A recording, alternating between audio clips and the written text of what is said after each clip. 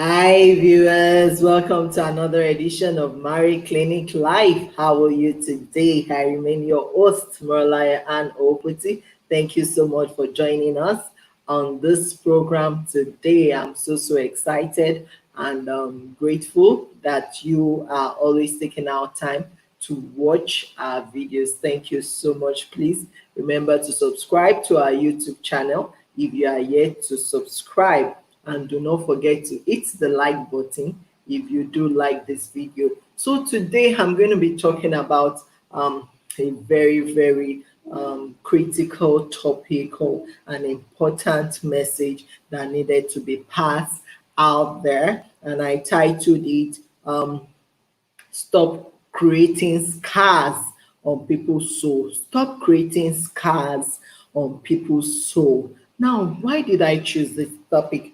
It is because I have studied the trend of things in society. I've looked at how the attitude that people have towards persons who have failed marriages. So for example, we've seen cases of men and women whose marriage failed, and as a result, people treat them as, oh, they are outcasts, oh, they are second class citizen, they are nobody, oh, just because they had a failed marriage, it means everything about their life has failed, everything about their life has ended. There's really nothing good about them. Now, I want you to know that in life, no one, and I mean nobody, planned to go into marriage to fail. No, nobody. Now, the truth is, in many cases, we could have seen the things, the avoidable signs may be there, and you could have been sensitive enough to see those signs and to say, you know what, I cannot go into this marriage based on what I have seen. But there are some, they were careful enough. I mean, they waited, some waited till they were 30 something, and I mean in their 30s before they ventured into marriage. They waited just to be sure to get the right person. They were virgins till 30 something, and they got married, and eventually and unfortunately, the person they got married to, whom they thought is a saint, ended up being I mean something else. And you were like, what? But I exercised caution, but I prayed, I did all the necessary thing I needed to do, yet this, I cannot continue like this, and I'm not going to stay in this kind of a destructive, toxic relationship. And that is how people will end such marriage, and they'll say, you know what, rather than my life going down for this, I'll rather quit, or rather than me losing one thing or the other, I'll rather quit. And when they quit, society does not want to understand. They don't even want to know what they went through in the marriage, which is okay. I mean, you are not you are not living your life for others. I mean, just make sure that in all that you do, that God sees everything. God sees your heart. Make sure that your ways are straight with God, because when it's time for God to vindicate you, or whoever needs to be vindicated in that relationship, I mean, God won't find you wanting. It is important that you are on the right standing, because definitely the life has a way of paying people back, for the things they do to others. So the point is, good, as much as we pray, we desire that all of us, and I mean all of us, 100% of us that we got married, will still remain happily married. As much as we pray for that, we all desire that, we work towards that. The truth is, some will not make it to the happily married forever. No, some will not make it there. Now, the truth is, if they don't make it there, It is not in your place to condemn them. No, don't condemn. Don't see them as a total failure or a second class citizen, or you that your marriage is working, you are better than them. No, please, we want a change of attitude towards people with failed marriage, because the honest truth is I've seen people that have lost a high. They've lost a high to a bad marriage. I know a lady, very pretty lady. I mean, she's as gentle as a dove. She remained in that abusive marriage because she was a Christian. She didn't believe in divorce. She didn't want to divorce. And this guy was taking advantage of the fact that this lady is as gentle as a dove, would beat her, would do all sorts to her, to the point that he hit something on her eyes. And till today, the girl can only see with just one eye.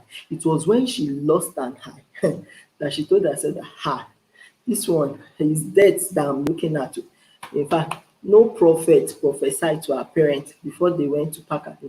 Oh yeah, please, Ileya, Ileya, Ileya, let's go, let's go, let's go. And today, even though she had a daughter in that marriage, she had to leave for her to be alive. And do you know how God works? Today, she's remarried to someone abroad, and the person that she's now married to, oh my God, is like the exact opposite of the one that she lost an eye to. This one is now doing everything. This one will be like, don't worry, I'll be your eye. I will be everything to you. Everything she thought she lost in that first marriage, she recovered all. I mean, in less than 2 or 3 years, her life turned around. Before we knew, she relocated from Nigeria. Before we knew, things fell into place. How many will I count? I know of another woman. She is even a hair hostess. This lady, pretty, easygoing, peaceful. There was virtually nobody that did not like her. Very hardworking lady. And she didn't get married on time. She waited. She's a no-nonsense lady. She waited. I think she didn't get married until she was 35. For you to know how serious she was to make sure that she got it right. You know, Eventually she met this man. When you see this man, you think he cannot talk. He cannot talk. But somehow along the line, we discovered that this man cannot but sleep in anything. This man cannot but sleep in anything in skirt, to the point that this man will be sleeping with the lady's younger sisters. Even we that we used to be young then, that when we go to their house to go and greet them, whenever this auntie is not at home, the husband will call us aside and say, and be bringing out his PP to say, oh, hope you don't mind. I was like, what? God forbid. What kind of thing is that? And since then I said, God forbid, in my life I will not go there again. Because I'm like, so until one day I asked other people that are going there, come, this is the experience I had. Did you have the same? Say, the same thing happened to us.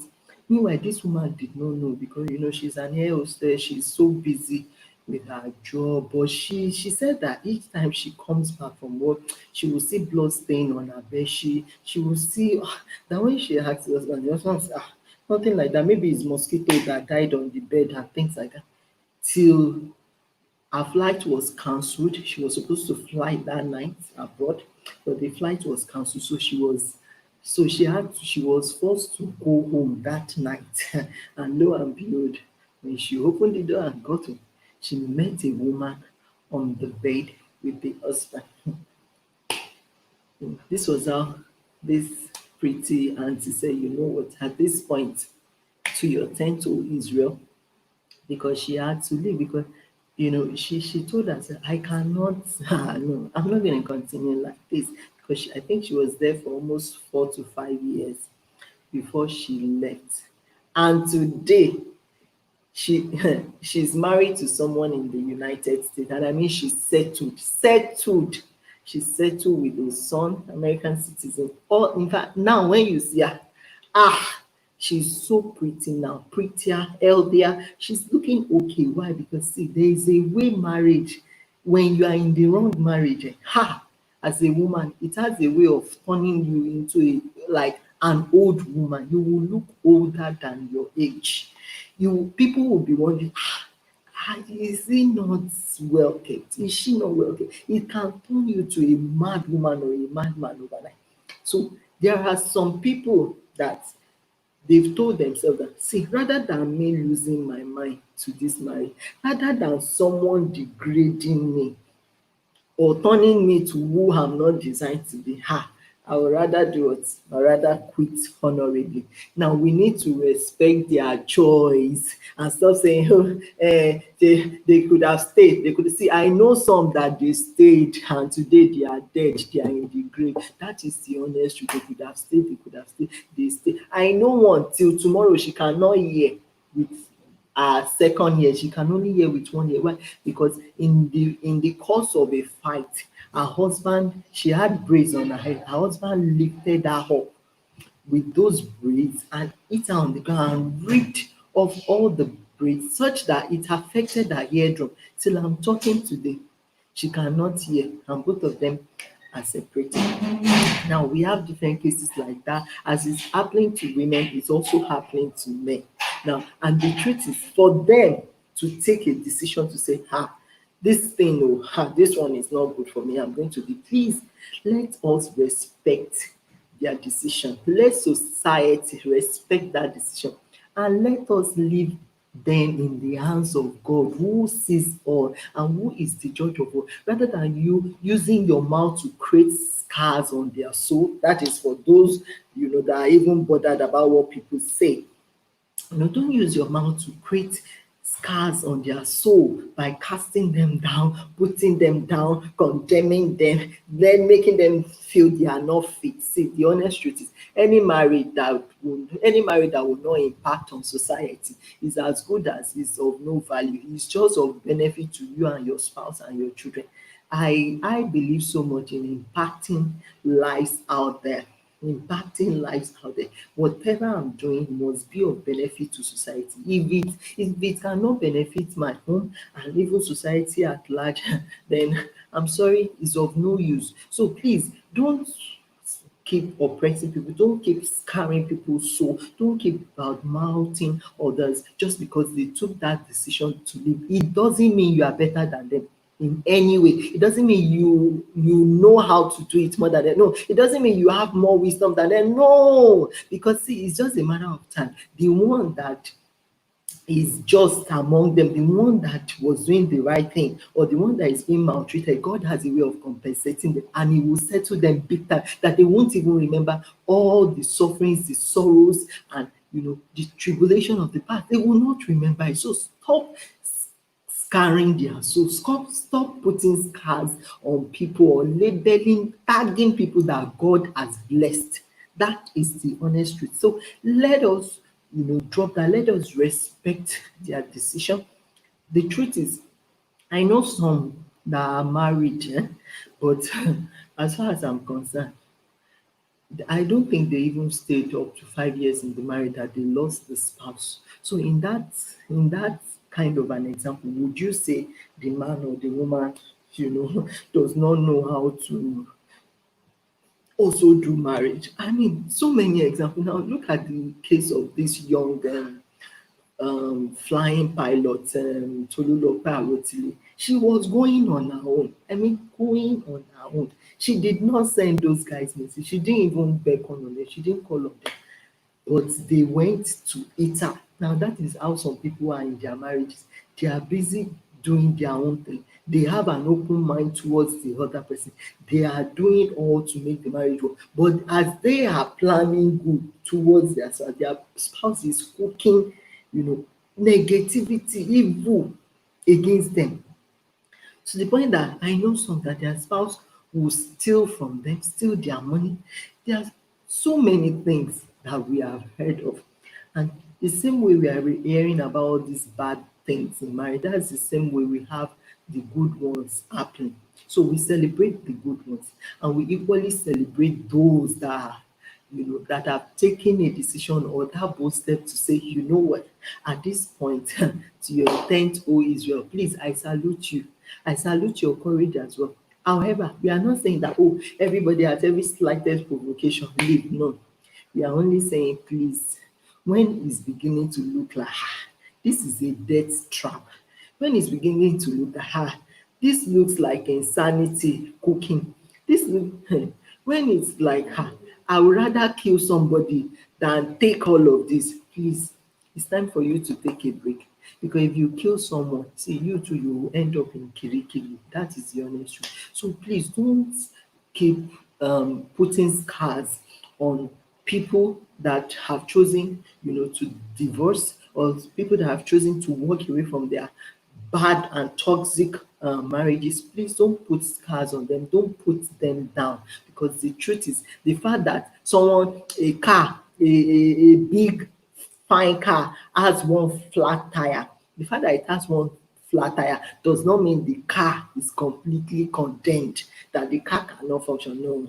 So please don't judge them based on just that one mistake. Their life is not over yet. That car is not yet a write-off just because it had one flat or one bad tire. No, please, let's support them as much as we can. Let's encourage them. God has a way of settling them. Don't be bothered about them. Don't be bothered like, oh, so where would they start from? No, he has a way of recovering time. He has a way of restoring things. See, everything will look new. It will be as though they did not lose anything. So we humans should not now be the one putting scars on these people, denting their image, saying things that you don't know about them, going about spoiling their personality. Please, when you are sowing that seed, you too, you will reap it. That is the honest truth. So I'd like to stop here. I hope that we have learned a lot. Please, let's respect everyone's decision in life, because they are in that shoes, so they know best. I'd like to stop here now. And when your host, Malai, and OPTT will meet again. Bye bye.